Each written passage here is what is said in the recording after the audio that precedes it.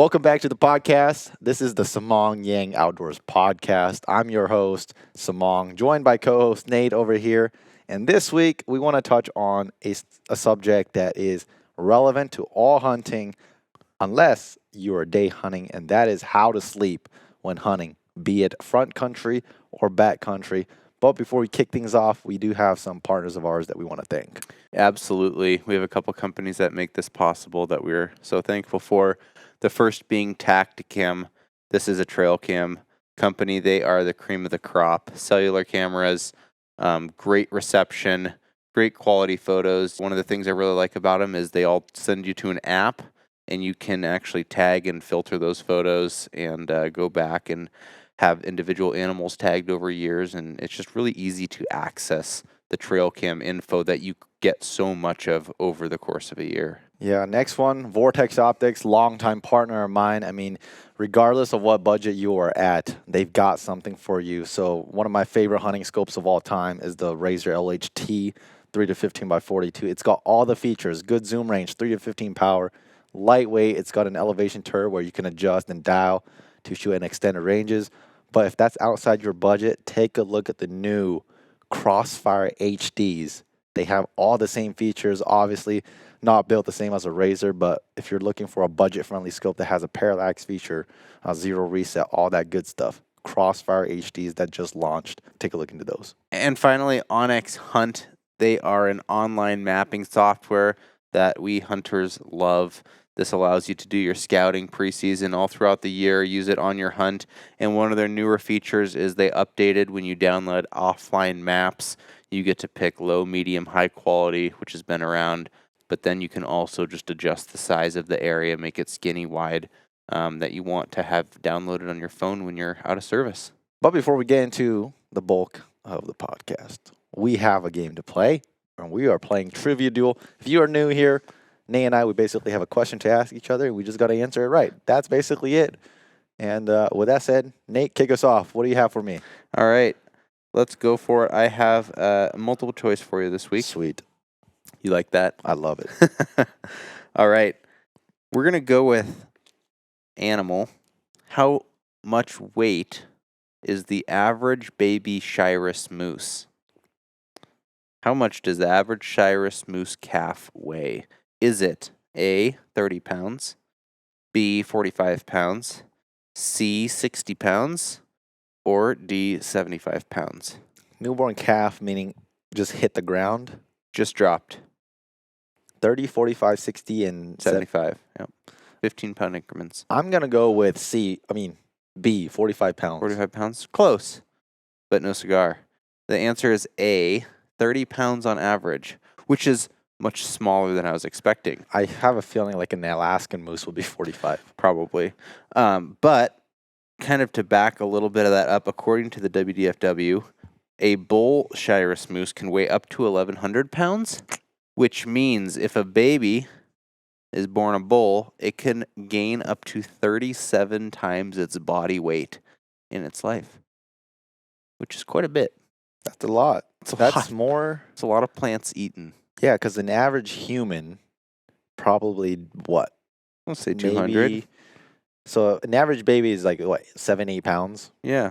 So if it's 200-pound adult and an 8-pound baby, that's 25. So times. Dang, that's crazy how fast those things grow. Yeah. And 200 pounds isn't even common. I feel like that's on the upper end of things. Yeah, I don't know what the average weight is. I don't know. I don't really know a lot of people over 200 pounds. Most of the people are within 150 to 200. Yeah.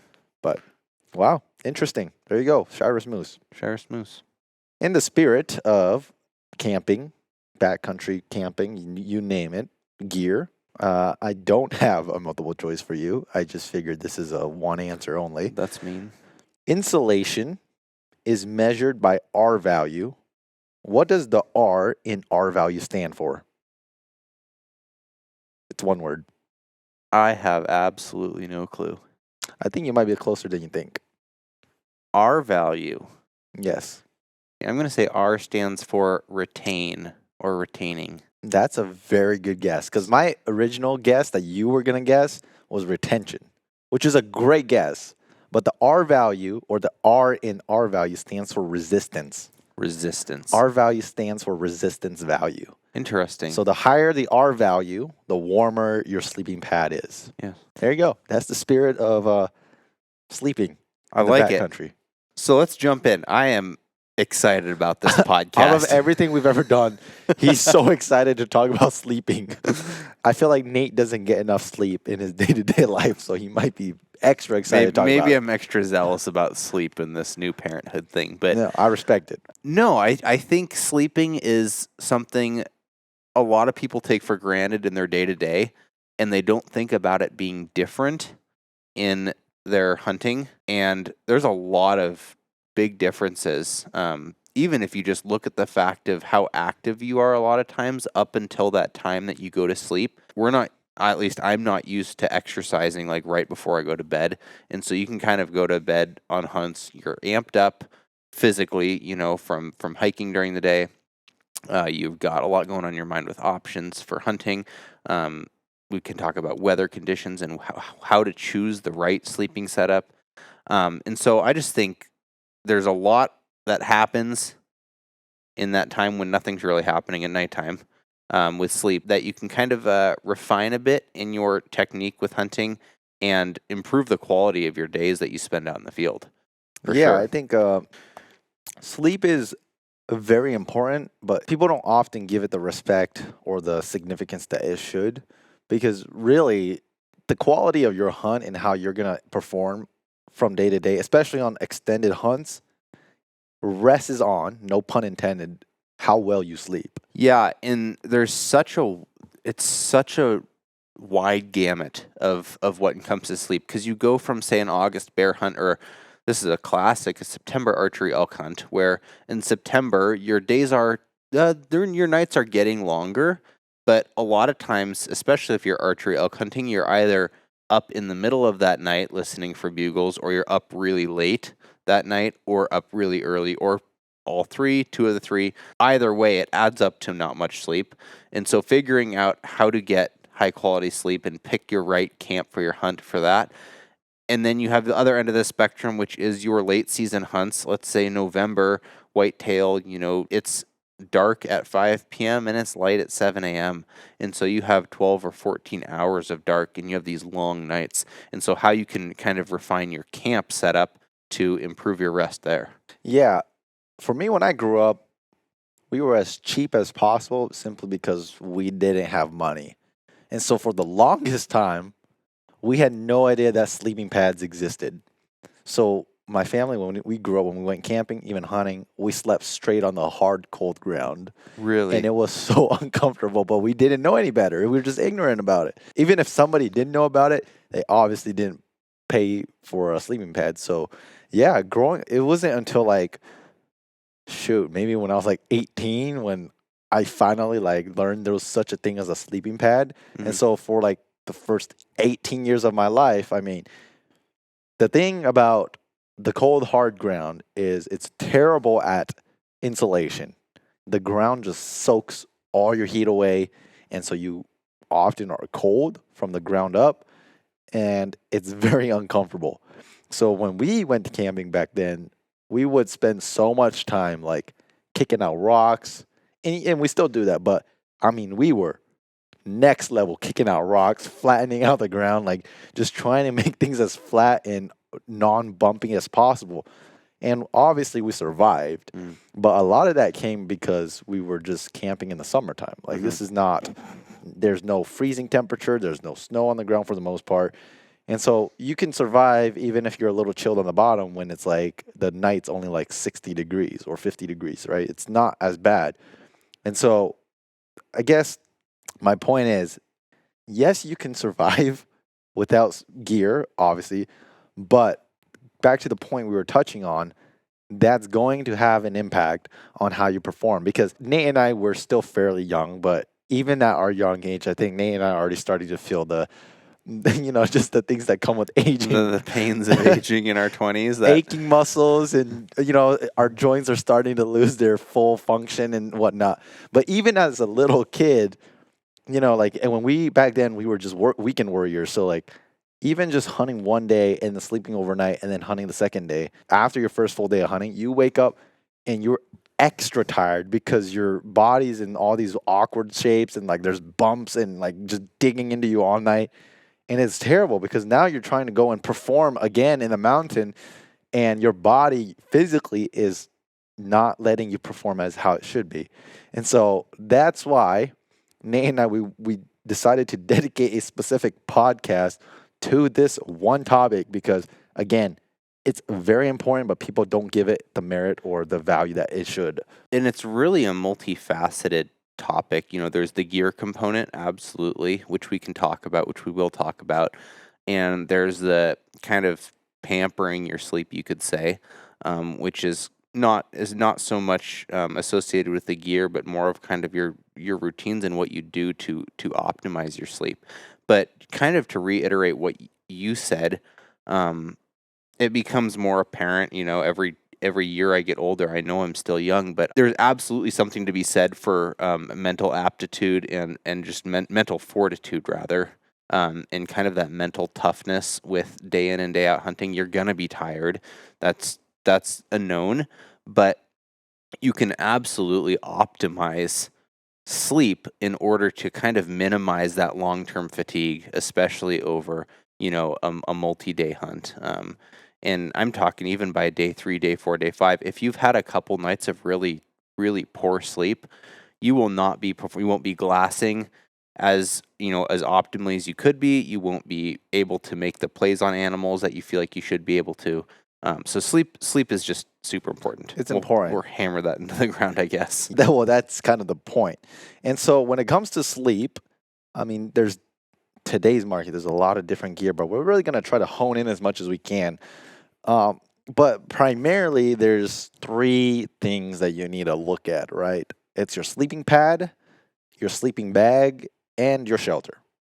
That's the 3 main things that you got to look for. Yeah, and your sleeping pad and sleeping bag, depending on what type of sleeper you are, and this is something that is definitely a personal preference and varies. For instance, Samong would usually rather be a little bit cooler, I think. Yes. I would definitely prefer to be rather be a bit warmer. And so those, you know, the way that we approach those are a little bit different, but the sleeping pad and the sleeping bag tend to stay fairly steady throughout the season. And then the shelter is where we've had a lot of variability. And, you know, we're lucky enough that we get to test out a lot of different shelters, and we have kind of the ability to cater what shelter we use towards our season. But we'll share a little bit of when we've picked great shelters for absolutely the wrong time of year and wrong hunt, because it has made a drastic impact on our hunt. But let's start with the easy one. Let's start on the gear side with the sleeping pad and the sleeping bag. Yeah, I'm going to touch on this one because it's first. If you're just front country camping, you're truck camping, or you're just pitching a tent outside your truck, you have a lot more play. You can have really warm sleeping pads that are for cheap, but they're heavy. But when you're truck camping or you're front country camping, weight isn't a factor. Mm-hmm. So you can have relatively inexpensive sleeping pads, but are very warm, higher R value, right? That's fine. Some of my family members, they bring legitimate those inflatable beds. Mm-hmm. They legitimately bring those and stuff it inside the tent. If you have the room, I mean, in your front country hunting, don't waylay comfort. Yeah. Just in the name. I mean, personally, I wouldn't waylay it in the name of just being hardcore hunter. I'd give me my my blankie and my pillow and everything if we're in the front country. Yeah, if you're in the front country, again, we're not going to emphasize it a lot because front country, you can make anything work. I mean, you can sleep in the bed of your truck. I mean, you can do anything. But if you're in the front country, like you, my recommendation is go as comfortable as you can. If you have something that's really lofty in terms of a sleeping pad, like in this case, basically an Intex inflatable bed, use it. On top of that, like you can have, you know, a pretty mediocre sleeping bag, but then just bring extra blankets. So if you get cold, just double up or triple up, right? There's not that much emphasis on having to dial into one sleeping pad and one sleeping bag and one shelter. You can make anything work. When I front country camp, if I'm not sleeping in my truck, I'm using some type of Walmart pop-up tent. You know, it's just very inexpensive. Stake it down, very easy to tear down, very easy to put up, but then at the same time, it's heavy, right? It's probably like 10 pounds. But again, when you're front country camping, it doesn't really matter. Yeah, and even with sleeping bags, I mean, this last spring I was on a bear hunt and we knew we would be doing some front country sleeping and camping, and we had the space, and so I didn't know what the weather would be like really high up, so I threw 2 sleeping bags in the car. And I had that ability because space and weight weren't really a factor. Yeah, it's a privilege. It's a luxury to have backup equipment at your fingertips if you need it. Mm-hmm. And so when it comes to front country camping, it's like almost anything works. I mean, most of my family, when we go camping, even when we go to deer camp, a lot of stuff, if you ever roll by our deer camp, it's inexpensive tents, inexpensive blankets, inexpensive sleeping pads, if there's even any sleeping pads. Mm-hmm. A lot of times what we actually even do is we don't use actual sleeping pads. We just put 2 blankets on the ground, and that's your sleeping pad. I'd argue it's not as good as a sleeping pad, but it covers the whole tent. So if you have multiple people sleeping in the tent, it covers everybody rather than you having to have a sleeping pad per one person and then by having to use the other one. So front country camping, again, it's pretty straightforward. Make anything work. You don't have to worry about it. If you do get cold, I guess you can go to the car and start the heater or something. Mhm. But with that said, when you start going to backcountry camping now, this is what you really need to start paying attention. You start need to honing in on weight primarily and also the functionality of the product, because we fall into this world where we always want to save weight. But from my years of experience with backcountry hunting, I mean, I've kind of dabbled with both ends of the spectrum where like I didn't really care what I packed in. This is what I needed. And at the time, that's all I had. I had no choice. And then I went to all the other side of the spectrum where it's like, it's all about saving weight. Mm-hmm. So what that meant was you cut a lot of comfort. Mm-hmm. You sacrificed a lot of comfort because you were trying to minimize weight. And then when you do both ends of the spectrum, you kind of figure out that the sweet spot is in the middle.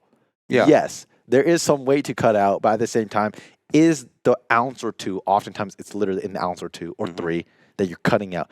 Is saving that 2 to 3 ounces worth the loss of X amount of comfort, Mm-hmm. right? And so I've just come to the point where like, yes, I save weight where I can, but it's not priority. Priority is comfort. Weight is secondary or even tertiary, third place, fourth place, you name it. And so when it comes to this, we basically have one sleeping pad. And the reason why I only have one sleeping pad is because I think Thermarest has just kind of nailed this sleeping pad. And so when it comes to sleeping pads, there's, I guess you could say 3 things that I look for. Your R value, the size, width / length dimensions, and then sound, noise, how loud it is. Sound is a really big one. Yes. That's for hunters, at least. Just to hit on that one first for just a second. My first experiences with backcountry stuff was growing up backpacking with my dad. And it's something I never even thought about until I was more in high school and doing kind of some solo backcountry trips. And I remember one of my first by myself backpacking trips. It's really quiet out there when it's just you. And I remember getting in my tent that night and hopping on my Nemo. It was a Nemo pad at the time. And it was so loud. Because it had been such a quiet evening and it was so loud. I just like, has this pad always been like every tiny, when I was breathing, it would, the little bits of crackling with the insulation inside that it's got like, most high R value pads have like some kind of tinfoil-esque. They have a liner to it. Yeah, like layers of this insulation, and it's really crinkly, kind of like a Mylar balloon looking stuff. And it was so loud. And so I remember taking that forward into looking for a good hunting pad. And there was one that I wanted, but then I would go and read the reviews, and everybody was like, it's great, but man, this pad is just so loud. And a lot of times, the noise of a pad is very well correlated with higher R value. So the warmer the pad, the more insulation there is in the pad, and the more noisy it's going to be, because the way they keep pads well insulated, even though they're lightweight, is with that reflective lining to reflect your heat. And that tends to be really loud. Yeah, and I feel like right off the bat, that's often one that's not even taken into consideration. People look at price, which obviously that's important. People look at the R value, and then people look at the size dimension. Is it big enough for me? But they tend to neglect, at least for rookies, for the most part, they don't realize how loud these sleeping pads can be. And as you already mentioned, how loud a sleeping pad matters, because if you're every time you slightly move and you wake up, you're losing sleep. Yeah. Not only that, if you have a partner with you, man, you moving all night, Yeah. you're gonna annoy the crap out of your partner. Yeah, And absolutely. a cranky partner is not a good partner. Yeah. So with that said, those are basically the 3 criteria, right? So we look at, I guess 4, to throw price in there. Yes, you look at price, you look at weight, you look at the R value, meaning how warm it's gonna be, and then you look at the sound. And you can't really test how loud a sound or the sound is by looking at it. You kind of have to go and feel it. But again, there's so many reviews online that usually they give an idea about how loud they're going to be. That, and one of the nice things with sleeping pads is, at least in the hunting industry, that market hasn't really cracked into the sleeping pad area yet. And so all of your highest quality, best sleeping pads are the same ones that everybody else is using. It's the same one that the ultralight backpackers are using, that the backcountry campers are using. And so you can go to a Sportsman's Warehouse or an REI or what be it, and most of these places have pads blown up for you to try, and it is amazing how different basically a glorified airbag with a little bit of insulation and padding will feel. Like, different brands have completely different feels. And you can blow them up to different, when you have it as yourself, you can blow them up to different firmness.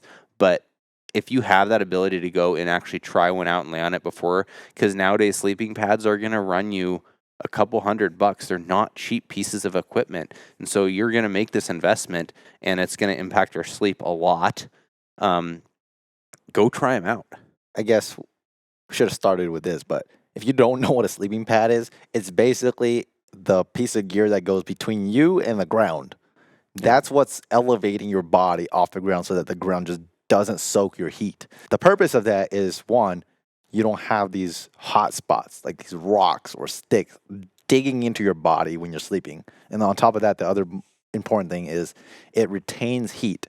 So the first thing I want to touch on is your R value. So R value is a number, and the number basically resembles or tells you how warm a sleeping pad is. The higher the number of the R value, the warmer the sleeping pad. And typically, if you get to about the 5 R value and higher, that's a 4-season sleeping bag. Yeah, so R value hypothetically goes from 0, I think from about 0 to 10 is the full value. The highest R value pad that I know of on the market is like an 8.9 or a 9.1, and that's one of the like expedition style 4-season pads. But anything from like that 5 and up, like you said, is a great 4-season pad. If you're looking at just like early season stuff, anything in those like high 3s to mid 4s will keep you warm until it gets, on the chillier side. Yeah, because the both of us, we use the Thermarest Neo Air X Therm. That is one of the warmest sleeping pads on the market today. It's not the warmest, but again, it's not just about the R value. There's all these different aspects that you got to take into consideration, because there's really no perfect sleeping pad. It's that kind of give and take. Mm-hmm. The reason why we use it is because I think it's like a 7 point something. We've at 7.8, which is really high. It's really warm for the R value. So we know that even if it's like 0 degrees outside, it's going to keep us warm. The other thing is, it is somewhat loud, but it is not as loud as some of the competitors around that price and around that same R value level. Mm-hmm. So we sleep better. And so with that particular model, the X Therm, I like it because there's different models. So for example, there's different sizes and there's different shapes. So I use the rectangle one. So it's a legitimate rectangle one because I like myself to have a little bit more foot room. Mm-hmm. You, on the other hand... Yeah, I use the Mummy in the extra long version, though. So I use the Mummy shape, which is kind of the shape of Mummy sleeping bags. It's kind of elongated. It's an oval, basically wider. Looks like a coffin. Yeah, basically like a coffin. Just a little bit oversized. And then I get the long version because I'm not a super tall guy. I'm 6 foot. But that pad, I think, is 78 or maybe 80 inches. And so it allows me, if I have my feet all stretched out, or I have a little bit of clothes stuffed in the end of my sleeping bag that I want to dry out over the night, it keeps those off the ground and keeps those from getting cold. Or if I have my arms up above my head or I'm sleeping on my arms, I'm not putting those on the cold ground. So that's one of the places where I take a little bit of extra space and weight sacrifice to get a little bit more comfort. Yeah, and again, this kind of goes back to my point earlier where people try to minimize weight. And I think sleeping pad is not where you want to save weight. Granted, again, this sleeping pad, the Neo Air X-Therm, is a pretty lightweight. It's honestly, if you just look at the specs of that sleeping pad, it's phenomenal. It's incredible. It's very lightweight compared to the other stuff, but then very high R value, fairly quiet. But the reason why I'm saying you don't want to skimp out on this, like I would go for the bigger versions because it's more comfortable. Because, for example, if you're 6 foot, you might want to get a 6 foot sleeping pad to save out all the extra space that you might not need. The problem with that is you're often, at least most people, tossing and turning at night. You're not always going to be perfectly in place with your sleeping pad. Mm-hmm. If your sleeping pad is only fit for you when you are laying on your back and nothing else, every time you toss and turn, you're going to fall off. Yeah. Or your arms are going to be hanging off in the cold air because there's no insulation. Or you might, like in some cases, you don't always get the flattest ground. You're going to start sliding off your sleeping pad. Yeah. Right? And so it's nice if you have a couple extra inches exactly. there. And so you don't have to always like crawl your way up in the sleeping bag just so that your feet's not hanging off your sleeping pad. Yeah. So it's like, to me, it's like always get the next size up from a sleeping pad that is according to your specs. That's basically it in terms of sleeping pad. Get a good R value. Now, they're not cheap. I think the X-Therms are like, mine was like $240. Yeah, they could close in on $300 Very now. expensive. Now, I will say, to save money, get the warmest sleeping pad you can and call it good. Yeah. If you want to, you can go have an early season pad with lower R value, lighter weight, and then have a late season pad. But here's the thing. That late season pad can do everything the early season pad can do, but it's not the other way around. The early season pad cannot do what your late season pad can do. Yeah, a sleeping pad's its main job is to be a barrier between you and the ground. And so the better the R value, the better it's just going to prevent heat loss. Yep. It's not really something that's going to wrap around you like a sleeping bag or a puffy jacket or puffy pants and help you kind of generate and retain and contain this heat. It's more just kind of breaking down that barrier between you and the ground. Yeah, and so even for me, like I've used that X-Therm pad in some really hot summer nights, and I've never really once felt like it was too hot. No. So it's like you kind of just want that, because one thing that people do too is they underestimate how cold they can get in the summer. They'll be like, oh, summer it's like 100 degrees. Yeah, but when it gets down to 50, your back will feel it. Especially if you're hunting in hot climates and then you get used to the hot weather. Living in Eastern Washington, we don't realize how much we acclimate throughout the year. In the winter, when it's, single digits for a month or two on end, and then we have our first 32-degree day, like you are legitimately acclimated to where it's comfortable in maybe a t-shirt with some jeans. Vice versa, when we have these months where it's in the 90s to low 100s and we have our first 55 or 60-degree night, we are freezing. We're in puffies. We are so cold. And so, I would double down on that. Just find one good sleeping pad and use it. That's the same thing I do. I use the same thing, whether it's middle of the summer or dead of winter. It's comfy, it's quiet, it works well. It's not cheap, so I don't have to invest in more than one. And I'm happy with that. Yeah, and then on top of that, it's like you can go one step further. If you run a floorless shelter, we just use Tyvek tarp. So we don't put the actual sleeping pad directly to the ground because that's more prone to puncturing, and it just gets your pad dirty. Yeah. So a lot of times if we're floorless, meaning we have no liner on the bottom, we're straight to the ground, we take a Seek Outside tarp. I mean, not tarp, Tyvek ground tarp. Or you could use whatever ground tarp you want. Anything that just prevents your sleeping pad from being directly to the ground. Yeah, one thing about these pads is they are pretty prone to puncture. So if you are camping backcountry, you're relying on this. So take a patch kit. Don't go into the backcountry without a patch kit. And then just also know that they're a little bit less resistant than your big foam block ground pads that fold up into segments. So many pads nowadays are the blow up kind. That's just kind of something you're going to have to consider when you go back. Yeah, I have used the foldable foam pads, and they do well, but the new ones where you inflate or you blow into, they just outweigh in terms of pros against the foam pads. Yeah. They're way more compact to pack because the foam pads, I mean, They're huge. They're huge. Yeah, it's kind of a strap on the outside of your pack type and they're thing. not as warm as, like an X-Therm. Yeah, they're pretty low R value. Yeah, terrible R value. So I wouldn't really recommend it. Now, what you can do if it gets really cold, stack them. Yeah. So in Oregon on a high country, I carried, I think. You did. I did. I carried the foam and an actual sleeping pad. And it might not sound like much, but I feel like when you combine them, it doesn't just go from 7 plus 1. I feel like they multiply. It's kind of a multiplier. Yes. Yeah. And so I felt like I was super warm on my backside. So there's multiple ways you can go about it, but like that's just kind of the things that we've tried and our experience with them. The other thing too is if you have a inflatable, use the FlexTail air pump. That thing is so awesome.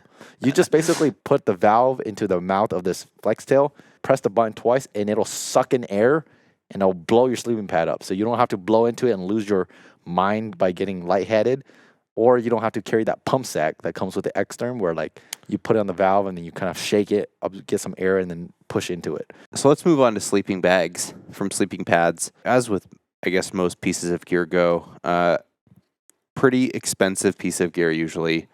Something a lot of people may only invest in one of, although there's a lot of options on the market.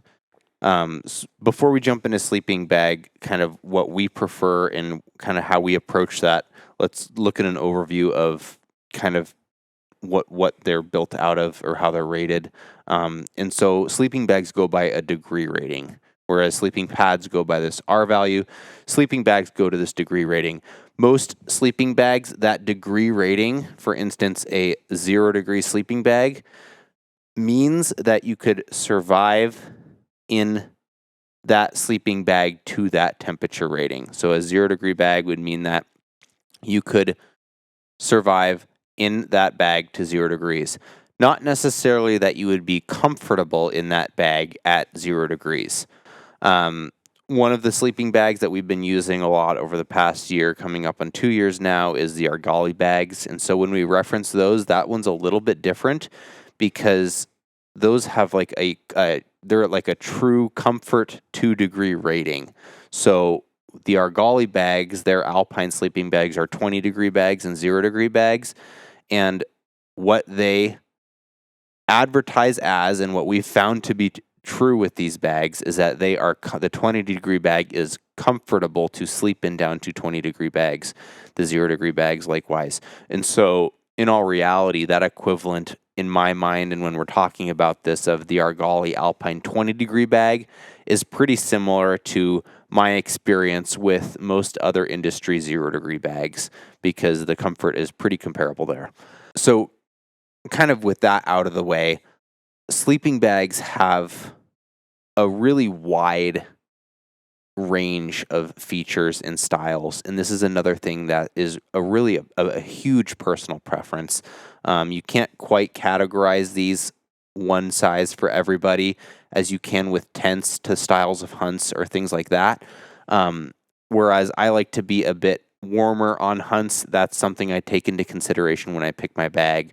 And I look at some other features as part of that as to ways to adapt. So what we want to try to help, just kind of hopefully provide some info on, is how to pick that one piece of gear in your sleeping bag and make that as adaptable as you can to your whole variety of hunting.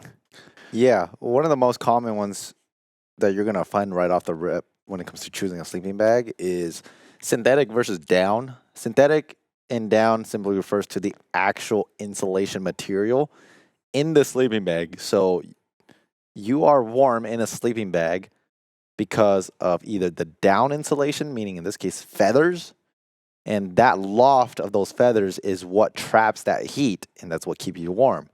The other one is synthetic insulation, where it doesn't use down, in this case feathers. It uses like a man-made synthetic material. And it kind of mimics what down does in the same way that when it lofts, it holds heat. Now, the pros and cons quickly between down and synthetic is down is way lighter than synthetic. Synthetic, even though you compress the synthetic insulation, it's still going to hold a much higher heat retention level as compared to down. Down, the moment you compress it, there's really no heat retention at all because down only operates effectively if you allow it to loft. That's why our sleeping pad's important, because our Argali Alpine sleeping bags are down sleeping bags. The problem with a sleeping bag is when you lay down on it, you're compressing all of that down between you and the sleeping pad.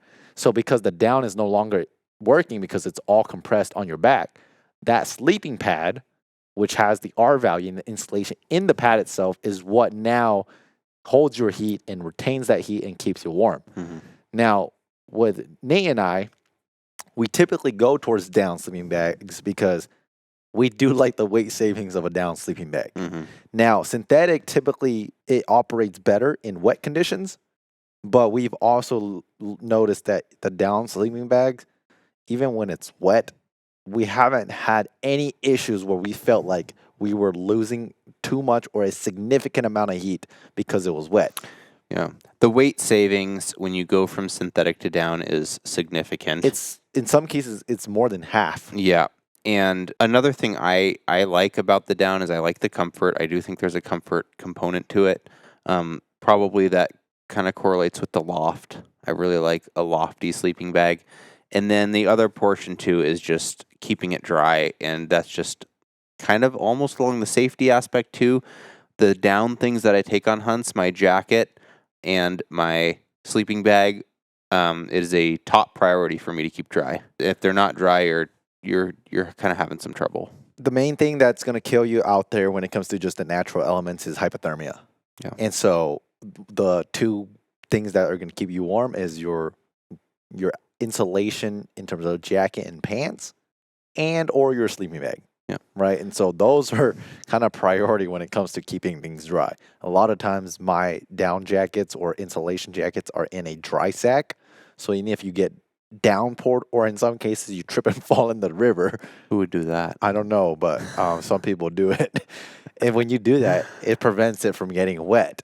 That's why it's important and crucial to treat your sleeping bags very importantly and not try to get it wet. With that said, obviously the general properties of synthetic versus down still stands, but this podcast we're not really diving into like learning about what sleeping bags. There's so much good information about it. Brad over at Golly, he made a video about it regarding not just synthetic but down itself. Water, DWR treated down and non-treated down. Argali uses non-treated down because he has found that there's actually less benefits to using treated down. And so he just uses non-treated down. And when I say DWR or treated down, what I'm saying is there is a process where some manufacturers will take the actual down, the feathers, and they put it through this process where those feathers are now technically water resistant. And it's the same coating that they'll put on jackets that aren't rain jackets, but they are water resistant jackets. Yeah. So from the rip, it sounds like, oh, it's a great idea, right? Like, treat this down. But Brad has a very intriguing video where he compares them side by side, and he has a lot of merit to say, or some valid things to say why he doesn't use DWR treated down. I've used both. The Stone Glacier Chilkoot uses treated down. The Argali used non-treated down. Both are very warm. I think the moral of the story is just don't get your sleeping bag wet. Yeah. Sometimes and when I say wet, I mean like dumped and just soaking wet. Yeah. You're obviously going to have condensation in the tent when you're from breathing or from the ground just, naturally rising or drying out moisture. But that stuff, it doesn't really affect your sleeping bag performance overall. Yeah. Okay. I'll go over a couple things that I look for in features of sleeping bags that I find really important. You can do the same if you'd like. There's three major components of a sleeping bag that I look at. The first is maybe a little bit less important, but it's the zipper. So for me, I always want to have a sleeping bag where the zipper goes to the bottom, but not all the way to the bottom, because I tend to gravitate towards a warmer sleeping bag. If I'm zipped all the way up in an early season bag, like I've been using the Argali Alpine 20 degree for every hunt from August to the end of November. A lot of times I'll end up just unzipping my sleeping bag, laying it on top of me with my feet still in the foot box, covered 360 because there's no zipper down there, but then I lay the rest of the bag over me like a quilt. And that's my way to make one piece of gear adaptive to multiple conditions. Is if I had to slide into my sleeping bag the same sleeping bag all the way down from, August to the end of November, then I couldn't have just one piece of gear. I'd need to have a early season sleeping bag that's not as insulated, and I'd have to have a late season sleeping bag that is more insulated. But because with the sleeping bag that I'm using, the Alpine sleeping bag, it zips down till about a foot or so from the end of the sleeping bag, and then that allows me to just rotate it 90 degrees, stick my feet in the foot box, and throw the rest over me like a quilt. That works great. The other portion of the sleeping bag that I look at, that this part is extremely important to me, is the size of the foot box, and or again, getting a sleeping bag in the long version for me. So I'm 6 foot. I don't need a long sleeping bag. I fit just fine into a regular sleeping bag. However, one thing that we run into a lot on hunts is wet gear. Even if that's just your socks, either wet socks with wet boots or just sweaty socks after a long day, you want to start, if possible, your new day hunting with dry gear. And one of the best ways you can do that is, if you don't have a hot tent and it's just you and your sleeping bag, is to wear that gear to bed if your sleeping bag insulates well enough. Now, if you're worried you don't want to sleep in wet gear or damp gear because you think that's going to, degrade your sleep, or you're going to be too chilly, the second best thing is for you to take that gear and put it down in the bottom of your sleeping bag, sleep in it. Your sleeping bag will insulate that heat and help dry that gear out. And this works really well, especially with down. During those warm days too, if that down absorbs a little bit of that moisture throughout the night. And so what having an extended sleeping bag or a sleeping bag with a larger foot box allows me to do is it gives me just a little bit of extra room down by my feet that I can put some of my wet clothes in without also just then shoving my feet into the middle of those wet clothes, because cold feet equals cold body. Yeah, and not just your foot box. I think the overall size of the sleeping bag too. A Yeah. lot of sleeping bags are really tight in the body. Mm-hmm. But the Stone Glacier, Choku, and the Argali Alpine have a much more generous room inside, which in your case, like you said, if you have wet clothes, you can wear it to sleep and not have to feel like you're just stuck in some wet clothes, Yeah. And so you can toss and turn. And it might sound weird for those of you who have never done it, who have tried to dry clothes or wet gear in your sleeping bag. It works. It works. I don't really know how it works, but it works. Like the moisture is dissipated so well from the interior where you're sleeping in, and however it works, it just goes through the sleeping bag and then it's gone. Yeah. Finding those two for me were the overall size of the sleeping bag, looking for ones with a little bit of extra room, and then one that allows me to kind of transform it into a makeshift quilt. Allowed me to use one piece of gear a little bit more wide spread across the seasons than having, an early season bag and a late season bag. The biggest thing about a sleeping bag is you want to get one that is actually going to keep you warm. The biggest deception in this market, as we've talked about, is a lot of sleeping bags are not as warm as they may be perceived to be. Oh. So when you do your research, really make sure that if it says 0 degrees, it's meant to keep you warm at 0 degrees, because the vast majority of sleeping bags do not give you the comfort rating, they give you the survival rating. The only two sleeping bags that we've used that are true is the Stone Glacier and the Argali Alpine, which is why we also recommend those two. Yeah.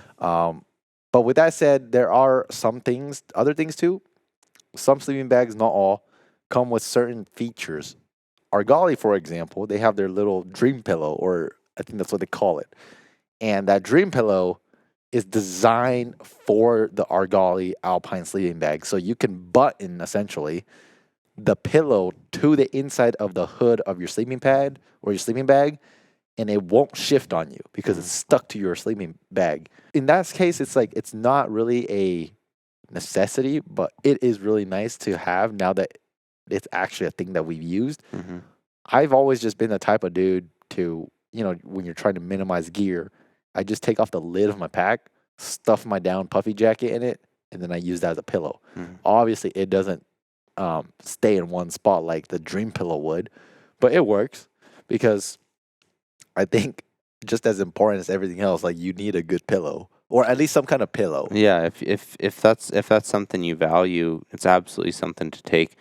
A lot of times, what I used to do is use my sleeping bag stuff sack and put my puffy in. The cool thing about the Argali pillow is it's more of a pillowcase with a little bit of down on the top. So it actually functions by you using your down jacket or any other kind of clothing garments you have to stuff into that pillow to add the loft, to add the size and the squish or whatever to the pillow. But the pillow itself then has a little layer of down with a soft fleece top, and that's really where that comfort is added over, say, something like a toppier pack that's a rough fabric. Yeah. Those are just some of the things we look at. I mean, a sleeping bag's pretty straightforward, but the primary purpose of a sleeping bag is to keep you warm. That's why there's really no features. The other one is obviously you want to look at weight. We touched on it a little bit. The Argali Alpine, it's one of the lightest, and you have to understand what I'm saying. It's the lightest, one of the lightest sleeping bags to warmth ratio. Mm-hmm. You can have some 0 degree, like true 0 degree sleeping bags, but they're like 4 pounds, right? And so you have to look at the balance of that. Is how warm is it? How heavy is it? And how compact is it? Because synthetic sleeping bags are often a lot cheaper, and you can get them just as warm, if not warmer, than some down sleeping bags, but then they're not as compact. You can't really pack them up as good, and they're heavy. And the other one is, as much as we emphasize weight, the other one is compactability. When you go in the backcountry, you only have so much room in your back, and that pack fills up really fast. So if you have a sleeping bag that fills up like 40% of your bag, good luck fitting the rest of it in. Yeah. So that's really all it is for sleeping bags. Pretty straightforward. So that's sleeping pads, sleeping bags. We'll move on to the third big component, and that's your shelter. Yeah. And I just guess we'll focus on backcountry shelters. When you are in the front country, kind of like we said earlier, you have all the options in the world. You can go from a canvas wall tent that weighs 80 pounds down to a Walmart tent with a buddy heater to using the same shelter that you use in the backcountry. So we'll look at backcountry where the shelter that you pick really matters because it's what you're committed to. Again, just like a sleeping pad, it's a safety thing. You want to have a good shelter, something that can shelter you from the elements of the hunt that you're going to be on. And so within those shelters, there's two very generalized categories. There's your floorless shelters, and there's your shelters with floors. So your floorless shelters in that category, you're going to have a lot of your like tarp style. So if you have like a one-person tarp, like you can use just a very basic like A-frame style tarp. They have one-person tents, like the Argali one-person Owyhee is just a shelter that you put up with your trekking poles. And those go all the way up to, you can get 6-person teepee-style tents that are floorless shelters. A lot of those in the hunting industry, at least now made, can also be converted into that other style of shelter, which is your shelter with a floor. And so what those look like are your shelters that have then it's an insert or a nest that basically is the floored part with the mesh for the rest of the teepee that just goes as an insert into that teepee style. Other types of tents that would go into this category of floored shelters are kind of your classic backpacking tents or your 4-season tents.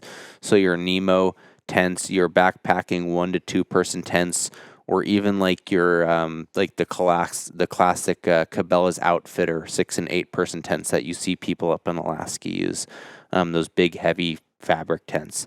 So your floored shelters and your floorless shelters are your you used to just have to pick which one to go with.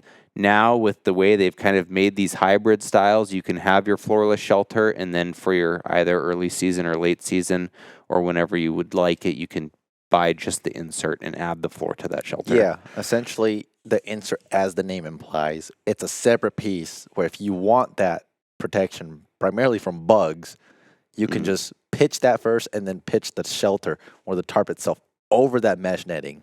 So, Samong, tell me why we wouldn't use a floorless shelter any time of the year. Nate and I learned the hard way, and it's not even that we learned the hard way. We already knew about it. We just didn't expect it to be like that bad. In 2022, Nate and I, we both brought our own one-person shelters without the netting, without the mesh. So meaning anything that wanted to crawl under the tarp could sleep with us. Because most floorless shelters, you're going to have some sort of little gap between Yes. the ground and the start of the shelter. It Yes. might just be a small, maybe even just an inch or two, but usually you have some sort of gap. Yeah, and so we were August bear hunting, hiked up into the spot we'd never been before, and we ended up in this little cold valley, and we liked it because it was cool. I mean, it's August, so it's like 90 degrees, so we're like, oh, this is a very cool valley. If there's a bear, it's probably here. We didn't really know where we were going to camp. Nate ended up spotting a bear right there, and I'm like, okay, we're camping right here. This is awesome. It was Like not awesome. An hour later, the mosquitoes started coming out. And when I say the mosquitoes started coming out, I mean they were relentless, coming out everywhere. Me and Nate were like swatting them away. We're like, get in the shelter. And again, we don't have a mesh net, so they can fly underneath our tarp. And we tried to go to sleep. Yeah. And we were just combating I've these slept in mosquitoes. some pretty poor conditions, and this still, to this day, stands as the worst night of sleep I've ever had camping. In fact, I remember at one point in that night, just out of curiosity and some delirium, starting a stopwatch on my phone, and I was drifting off for intervals of 35 to 50 seconds usually. Because that would be in between the time of getting mosquito bites on my face.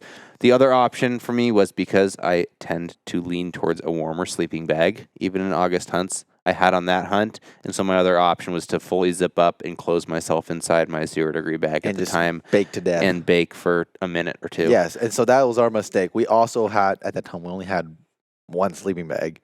And it was mine was like a 15-degree sleeping bag. But again, it's August. It was hot, yeah. And so even though it's not the warmest sleeping bag, when you cocoon yourself, you're sweating like crazy. So it was either sweat like crazy and be somewhat okay with the mosquitoes, or be cool and deal with the mosquitoes. So one of the things that might be went through my mind for a while, is why even bother with the floor of the shelter? Why not just go floored shelter if it just seems like the way to go with a lot of hunts?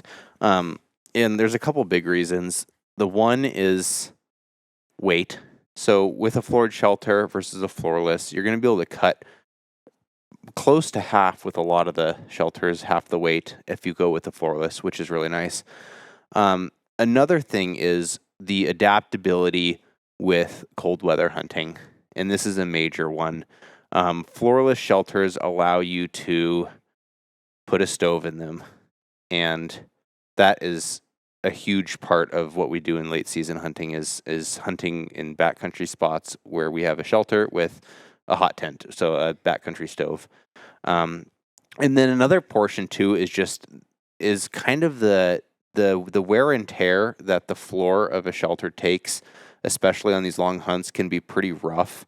Especially if you're on uneven ground. If you have a floorless shelter with, say, a tarp for your sleeping pad, you kind of have your sleeping pad in your space, or even like the 6-person Argali tent has a half insert, which is a really cool thing. It's got a tarp for half of your shelter, so you can keep half of it floored for your sleeping pads, and then half of it open. And it just is a great place to also have your gear sheltered without puncturing holes in the bottom of your tent, creating wear and tear on your shelter. You can just nail it on the pros and cons of a nest, particularly. The main thing about the mesh, in my opinion, is just for bugs. Yeah. If you took bugs out of the equation, there's probably really no need for a mesh netting Yeah. at all. So the only time we really use a mesh netting is early season hunts. Yeah. Or spring when like Mhm. ticks are out. But as soon as the cold comes in and pretty much all the bugs and insects are gone, we just run floorless. The other place that we've used it is really sandy areas, like mostly just fishing trips. Yeah. But doing a floorless shelter in sand it can be pretty miserable. So doing a nest with the sandy areas is really nice. But as far as hunting context goes, the nest is really to save your sanity with the bugs. Yes.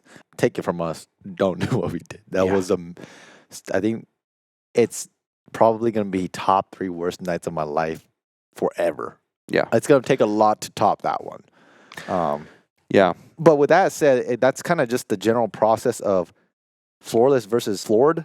The other one is just choosing your size of your shelter. Different shelters come in different sizes. There's 1 person, 2 person, 4 person, 6, 8, you name it, they have it. And this is kind of where the marketing gets a lot of people too. Because like the sleeping bags, some companies will say 4 person tent.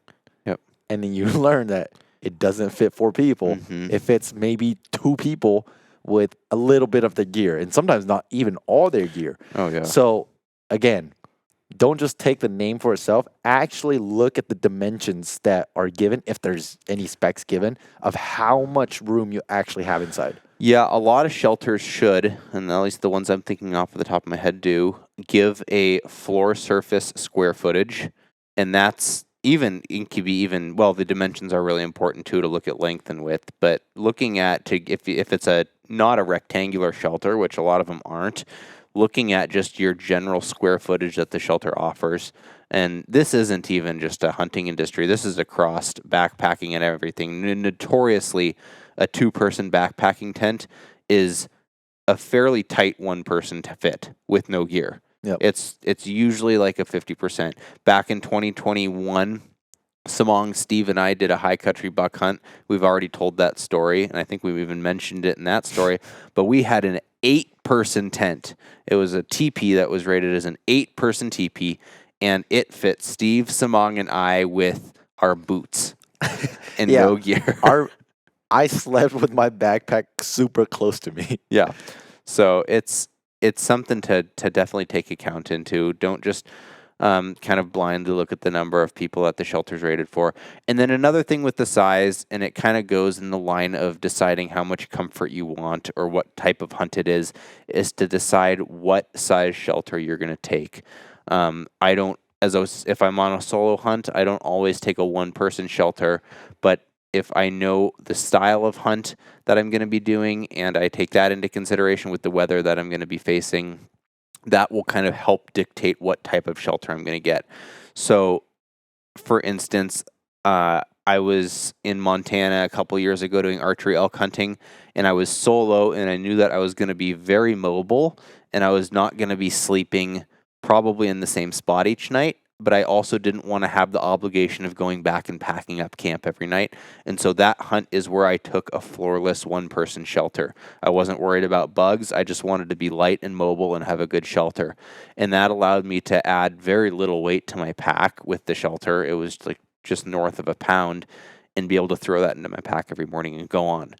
Versus maybe, say, a more late season mule deer hunt where you're expecting snow, and you know that you're going to be hunting a drainage where you kind of have a base camp, kind of like where we did in Oregon. You had a larger shelter between the two of us with maybe a hot tent or a stove style, and it allows you, if you get really hammered with weather, to pull a little bit more of the gear and have a little bit more room to hunker in if you're stuck in your tent for a day or dry, wet gear out or what be it.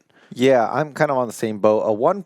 So just to break them down, like the 1-person shelter is really probably the most niche shelter of all of them, because it's kind of just one purpose and that's it.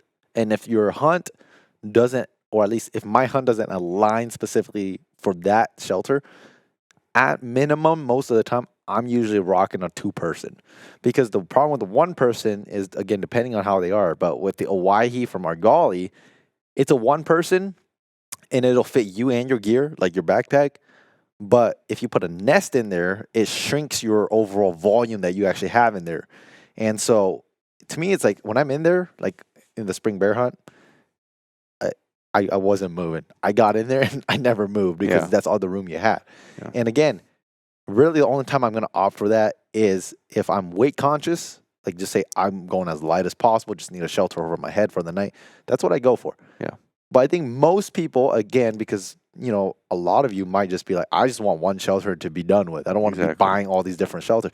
The 2-person is probably the best because, like, for example, the Rincon from Argali, I And- usually carry that for the most part, whether I'm solo or with a partner. And we're talking about TP style shelters here. So these are TPs. shelters with a center pole. Yes. And you stake them down at the sides. Yes. So when you have a center pole, that eliminates a slot for somebody to sleep in the middle. Yeah. Right. So now you have to As calculate well as that. lowering the side walls so you don't have all of the headroom. And so I use the Rincon, the 2-person, because when I'm on a solo hunt, one side of the teepee is for me to sleep, and then the other one is my gear, my gun, everything. And all of our filming stuff, cameras, lenses, a all lot that. of gear. And it Yeah. fits very, like, I have a lot of room. And if I wanted to sit up, I can. Like, sometimes it's not always the smartest, but, like, I'll eat in my tent, Mm-hmm. you know? And so, like, I'll just, because whether it's raining outside or it's just super cold outside, I'll eat in my tent, and I can eat standing up or, like, sitting up. Mm-hmm. So I'm not eating when I'm laying down.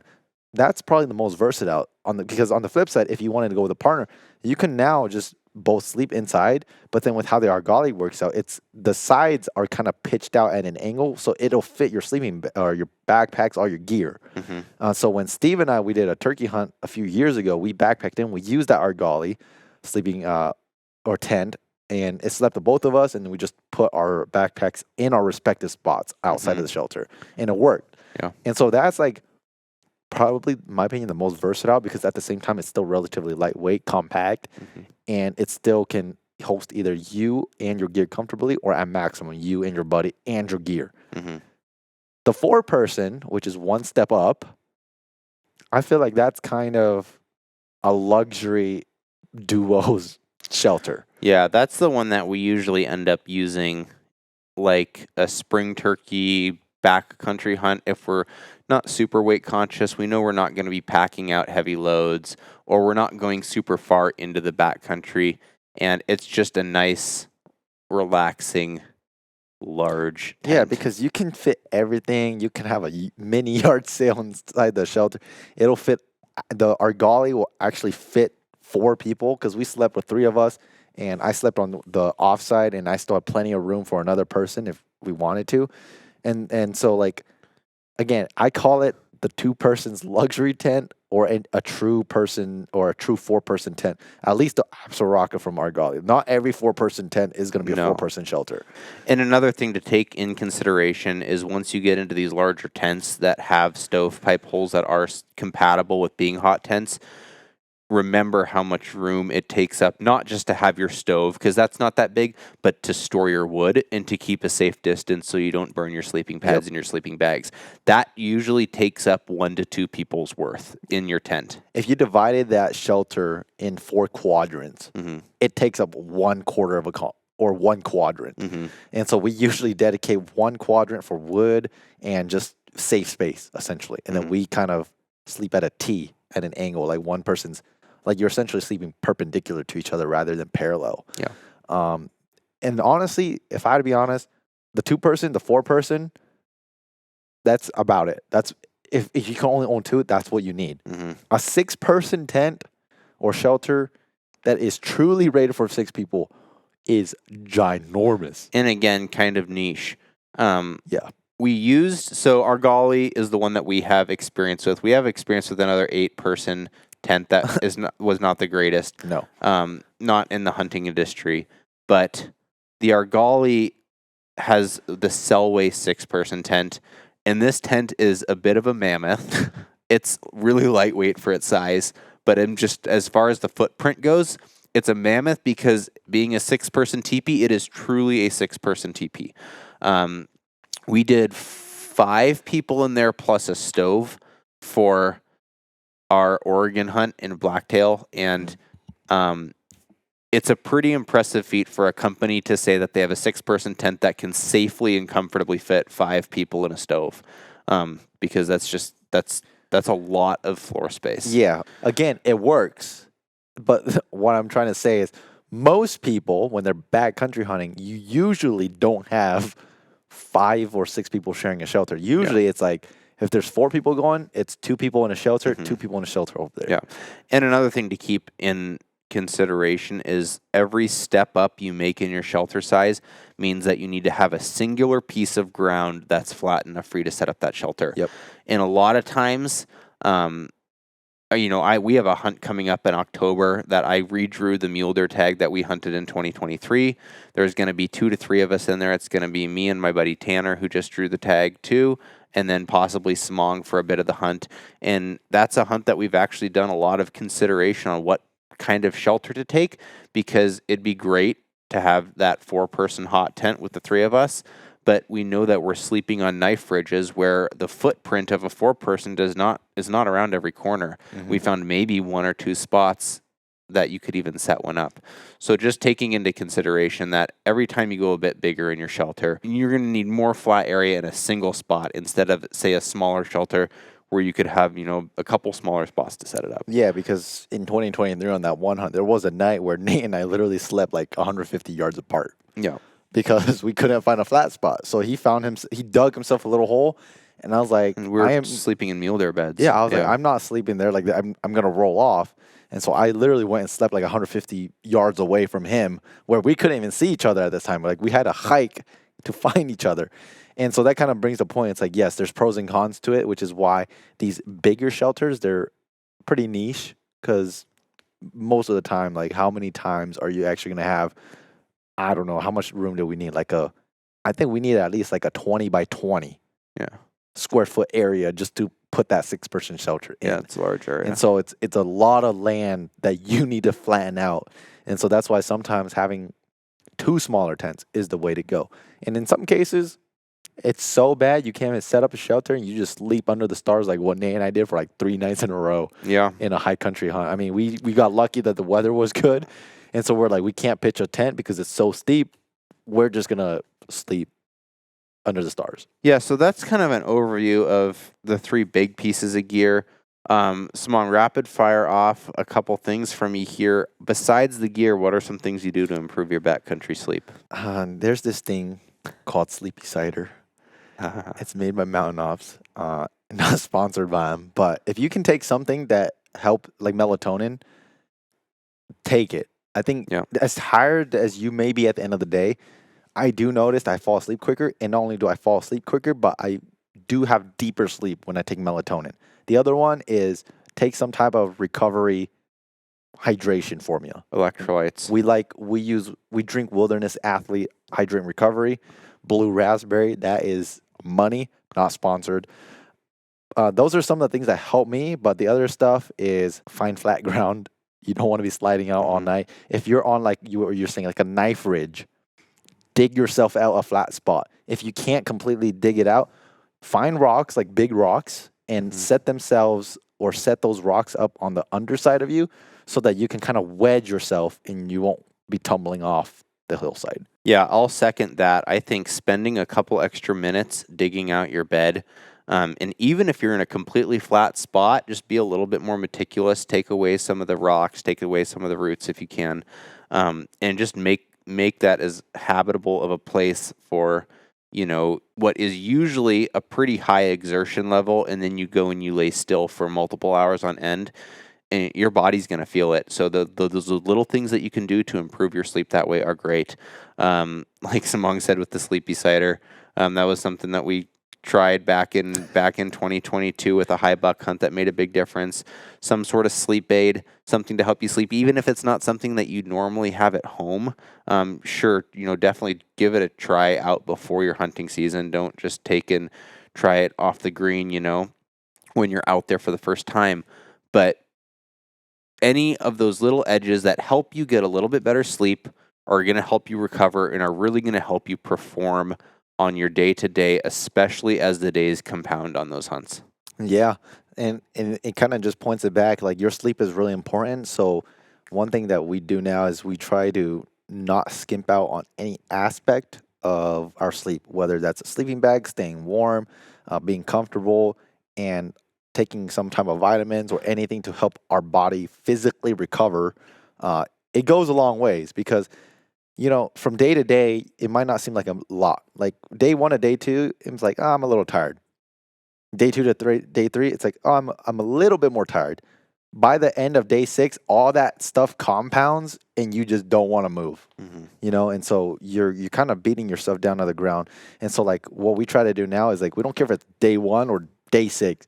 We treat our sleep as if like we're exhausted, because the better you take care of your sleep and yourself at the beginning of the hunt, the better you're going to perform overall towards the end of the hunt. Yeah. And so that's why we kind of wanted to dedicate this episode talking about sleep, because I don't know, man, sleep is too important to overlook. And don't try to be catching up on the 8 ball with your sleep. Treat it like you just said. Treat it important from day 1, even when you don't feel like you need to treat it important, because by the time that you reach the day 3, day 4, whenever it is that you're really exhausted, you're trying to play a catch-up game. That's not a good game to play. Yeah, because the truth is, when it comes to these backcountry or extended hunts, if it takes you all that time, when is the most likely chance that you're going to kill an animal? It's at the end of the hunt, when you've already patterned animals, or you've honed in where these animals are. You've learned their behavior over the course of the week. And if you're too tired to go after them, what are you doing there in the first place, right? So you want to prepare yourself to be at your peak, if possible, towards the tail end of the hunt, when you know that you're getting that much closer to be in position to take a shot of a lifetime at a potential 180 class deer or something. You never know. So with that said, that's going to wrap it up for this episode when it comes to sleep systems. We hope it's useful, because this is information that it sounds straightforward, but it's taken us years of personal experience to learn. And not only that, it's like, it would have saved us so many times if we just knew what we told everybody in this podcast. And like we said, it's one of those things that definitely has a personal touch to it.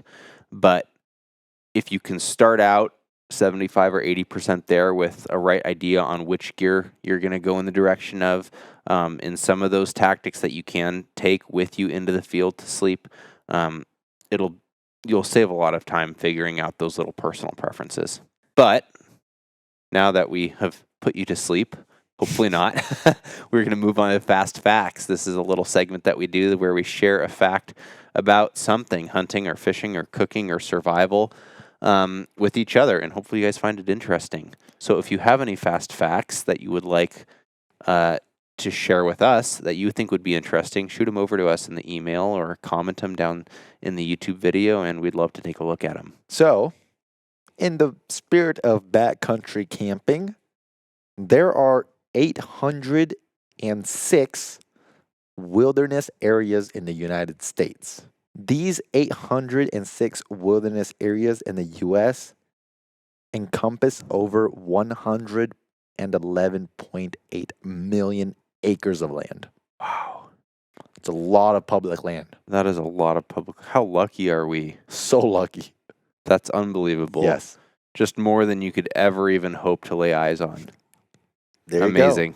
You go. That's really cool. All right. This is kind of also in the realm of backcountry, but a little bit more fun. I've got some unique fire starter options for you. Okay. Not that you're going to take these into the backcountry, but things that people have found that work really well. The first, maybe you've heard of this, is Doritos. Or any corn chip. They burn really well, and they take a little bit to burn. So they're a great fire starter in a pinch. Not that if you really need to have a fire, you're going to have Doritos around. A couple other ones. Are you forgetting?